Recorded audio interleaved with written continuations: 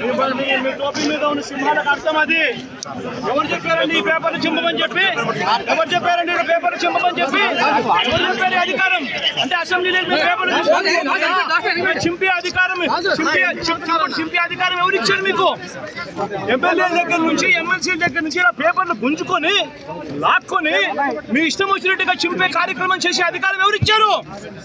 మధుసూదన్ రావు, గుర్తుపెట్టుకో, ఎల్లకాలం ఇలా మాదిరిగా ఉండదు. ప్రజాస్వామ్యంలో ఉన్నాం మనం. మీ టోపీ మీద ఉన్న సింహాలకు అర్థం ఏమిటో తెలుసా? అధికారంలో ఉన్న వాళ్ళకు సెల్యూట్ కొట్టడం కాదు, ప్రజాస్వామ్యాన్ని కాపాడడం కోసం మీరున్నారు. గుర్తుపెట్టుకోండి. మీ టోపీ మీద ఉన్న సింహాలకు అర్థం అది. ఎవరు చెప్పారండి ఈ పేపర్లు చింపమని చెప్పి? ఎవరు చెప్పారండి ఈ పేపర్లు చింపమని చెప్పి?